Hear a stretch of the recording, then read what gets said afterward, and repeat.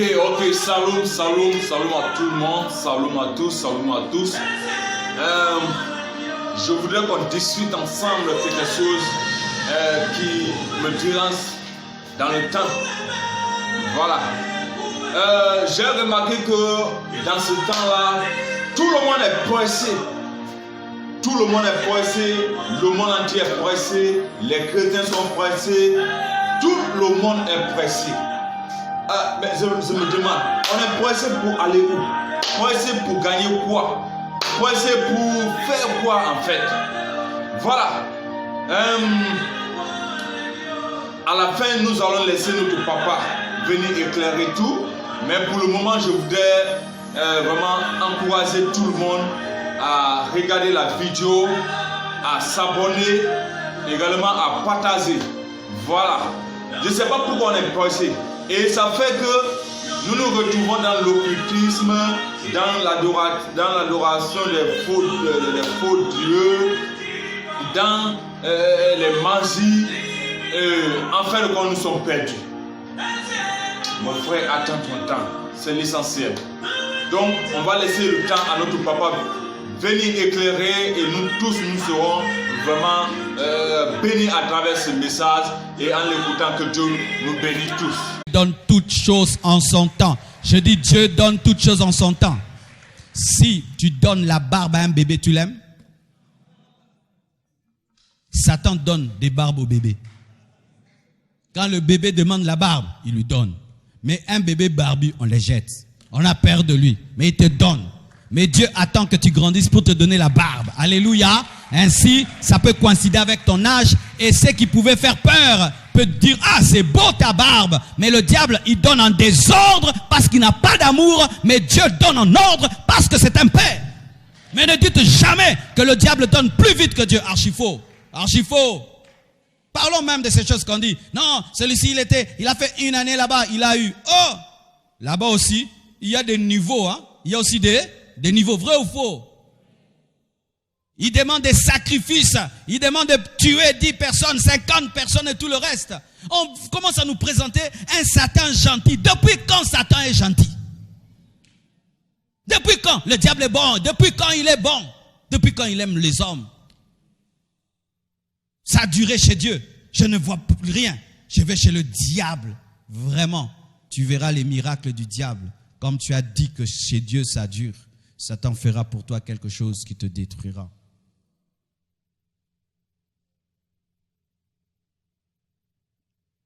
Et d'autres, quand on était des enfants, je ne sais pas si vous le disiez, on disait « Namaji nanga ». On disait ça, n'est-ce pas?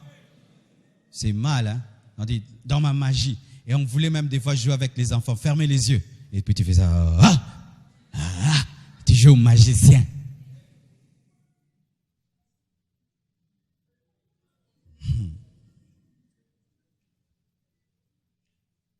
Et d'autres disent, je suis maudit. Pourquoi? Tu regardes la vie des autres et tu regardes la tienne. Tu regardes comment les autres évoluent et puis tu te regardes et puis tu dis que tu es maudit. Si on regarde l'ânon qui était lié et personne ne montait dessus, cet ânon pouvait dire qu'il était maudit, mais il était réservé à Jésus. Parce qu'il y avait un principe, personne ne devait monter sur l'ânon sur lequel Christ allait monter. Ça devait être un ânon non utilisé. Mais le fait qu'il était préservé, lorsqu'il regardait les autres, l'ânon pouvait dire, ils sont bénis, je suis maudit, alors qu'il était réservé à une meilleure personne, supérieure aux pharisiens, aux commerçants, aux sadducéens, à Jésus-Christ de Nazareth. Mais cet ânon aussi était lié à un arbre. Mais cet arbre-là auquel il était lié, c'était un lien ou c'était une préservation? C'était une préservation pour qu'il reste à l'endroit où Jésus-Christ allait envoyer les disciples pour le prendre parce qu'il devait être à cet endroit-là. Tu n'es pas maudit, mais tu es réservé. Ton tour arrive, ton temps arrive, ta destinée est grande. Ton tour arrive, je dis ton tour arrive. Ne dis jamais que tu es maudit. Il n'y a pas d'enfant de Dieu maudit. La Bible dit Jésus-Christ s'est fait malédiction afin qu'on nous soit manifesté la bénédiction. Nous sommes fils d'Abraham en Jésus-Christ. Et Dieu a dit à Abraham que toutes les nations de la terre seront bénies au travers de sa postérité. Et cette postérité, ce n'est pas Isaac, parce qu'il avait deux postérités dans la chair, Ismaël et Isaac. Mais il s'agissait de Jésus, la seule, l'unique, véritable postérité d'Abraham. Et tu dis que tu es maudit. Je ne suis pas maudit. Je peux avoir des poches vides, mais je ne suis pas maudit. Je peux être célibataire, mais je ne suis pas maudit. Je peux marcher à pied, mais je ne suis pas maudit. Je peux être lié à un arbre, je ne suis pas maudit. J'attends que le roi des rois, le seigneur des seigneurs, puisse monter sur moi. J'attends mon tour, j'attends mon tour, j'attends mon tour, j'attends mon tour, j'attends mon tour. Quel que soit ce que Dieu fera pour toi, je resterai calme. Ta bénédiction ne peut jamais m'ébranler ni me troubler et m'amener à faire des prières charnelles et des confessions charnelles. Je ne suis pas maudit. Je n'ai pas ce que tu as, c'est vrai, mais je ne suis pas maudit. Tu as plus que moi, c'est vrai, mais je ne suis pas maudit. Ta vie va plus vite que la mienne, c'est vrai, mais je ne suis pas maudit. Amen. Hein? Écoutez, même les païens disent en français, personne ne dort à l'arrêt. Même si tout le monde vient, il y a le bus, tout le monde court dedans, tout le monde, mais il y aura toujours un bus pour toi. Tu ne verras jamais quelqu'un dormir à l'arrêt. Et je te dis que tu ne vas pas rester à l'arrêt du célibat. Tu ne resteras pas là. Tu ne resteras pas à l'arrêt. Tu ne resteras pas à l'arrêt de la pauvreté. Tu ne resteras pas. Tu ne dormiras pas là. Je ne suis pas maudit. Jamais je le dirai. Jamais. Même si le diable et les hommes me donnent toutes les preuves, je ne le dirai pas. Je refuse, c'est ma bouche, j'ai refusé. J'ai refusé de dire, je ne suis pas maudit. Mais Dieu est maudit, je ne suis pas maudit. Mais rien, je ne suis pas maudit, c'est ma bouche, j'ai la liberté. Je ne suis pas maudit. C'est ça la foi. La foi confesse la vérité et ne confesse pas la réalité. La foi confesse la parole, mais ne confesse pas la réalité. Je ne suis pas maudit. Tout peut arriver au Congo, je ne suis pas maudit. Courant, délestage, tout, je ne suis pas maudit.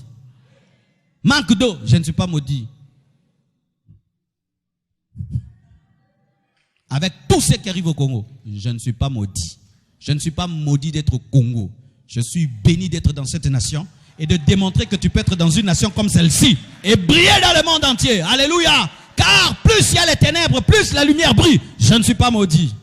Je suis placé. Vous le croyez?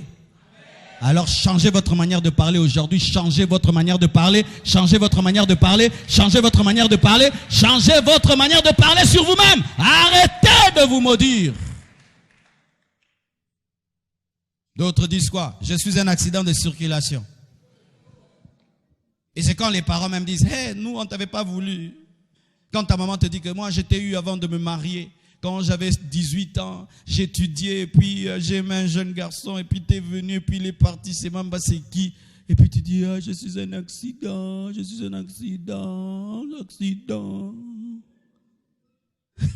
Ma mère m'a jamais voulu. Oui, ta maman t'a pas voulu, c'est vrai.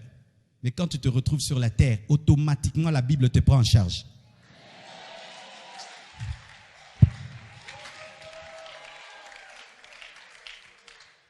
Automatiquement, quand tu tombes seulement sur la terre des humains, Dieu te prend en charge. Jésus est mort pour toi aussi. Il y a la croix pour toi. Il y a le sang pour toi. Il y a la Bible pour toi. Où c'est écrit dans la Bible que ce sont les enfants qui sont nés dans le mariage qui seront bénis par Dieu? Ça c'est quoi? C'est l'esprit de l'Ancien Testament. Dans le Nouveau Testament, que tu naisses dedans ou dehors. Si tu es chrétien, tu es béni. Tu peux être l'enfant de la 4e bureau. Dieu t'appelle, te oint. Salomon. Qui est la mère de Salomon? Bathsheba. Qui est Bathsheba? C'est la femme d'Uri. Comment elle s'est retrouvée là? David a tué, le père a tué le mari de Bathsheba et il a eu Bathsheba. Dieu tue le premier enfant, le grand frère de Salomon. Mais quand Salomon vient, on ne le tue pas et il devient roi. Ah! Circulation, accident.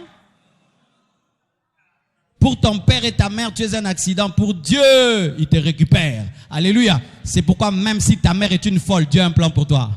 Même si ton père ne te connaît pas, Dieu a un plan pour toi. Alléluia. Même si ton père ne t'a pas désiré, Dieu a un plan pour toi. Je dis, Dieu a un plan pour toi. Jephthé était fils d'une prostituée, mais il est devenu grand en Galade. Pourquoi? Dieu avait un plan même pour le fils de la prostituée.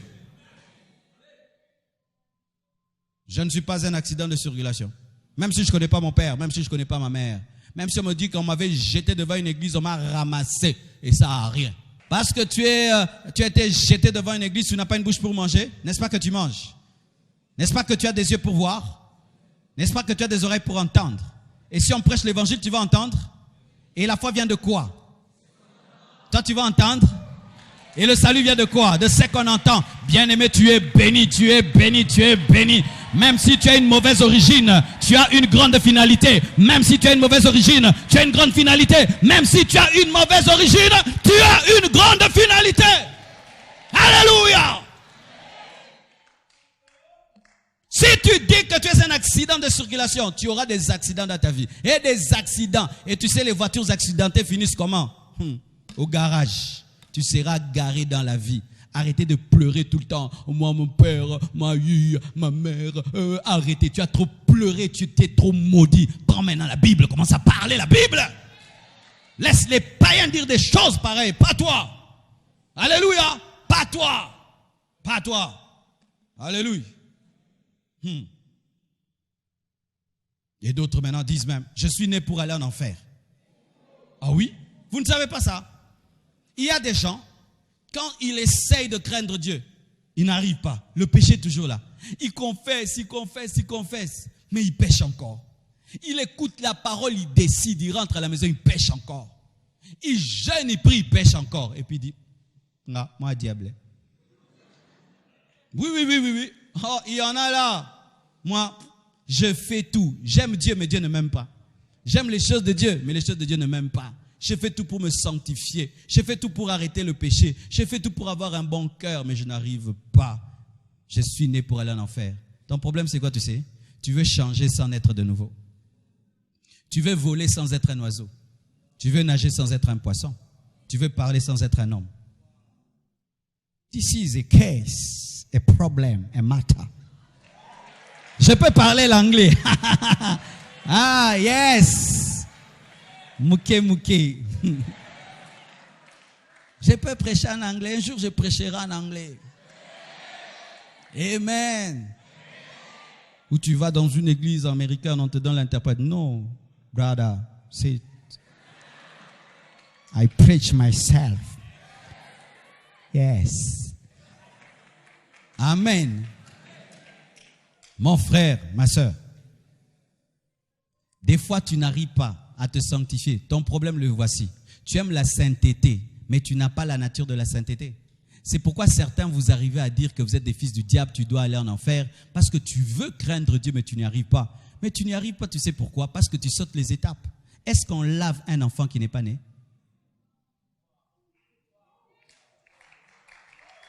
Il faut naître et puis on va te laver. Toi, tu aimes la sanctification, mais tu n'es pas né en Christ. Comment tu vas te sanctifier?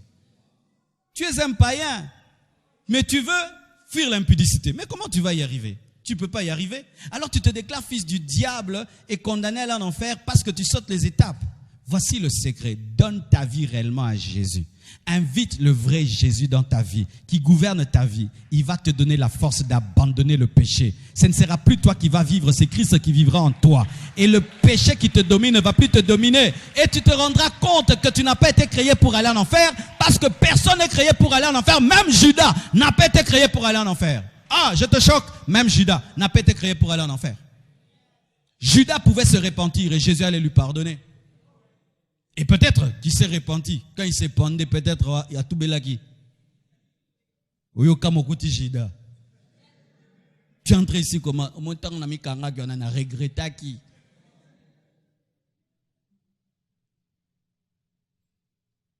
Alléluia.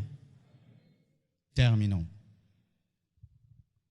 Éphésiens 4, verset 29 dit, qu'il ne sorte de votre bouche aucune parole mauvaise.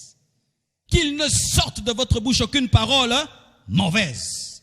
Mais s'il y a lieu de parler, dites des bonnes paroles qui servent à l'édification et communiquent une grâce à ceux qui l'entendent, qui ne sortent jamais de ta bouche une mauvaise parole, ni contre les autres, ni contre toi-même, jamais de mauvaise parole. Et si tu dois parler, tu dois dire que des bonnes paroles qui t'édifient et qui édifient les autres, qui te communiquent la grâce et non la malédiction, et qui communiquent la grâce aux autres. C'est pourquoi aujourd'hui annule toute mauvaise parole. Retire toute mauvaise parole. Alléluia. Et chasse tous les démons qui sont entrés dans ta vie par tes mauvaises paroles. Dis-leur, j'étais ignorant. Aujourd'hui, vous quittez ma vie au nom de Jésus-Christ de Nazareth. Et si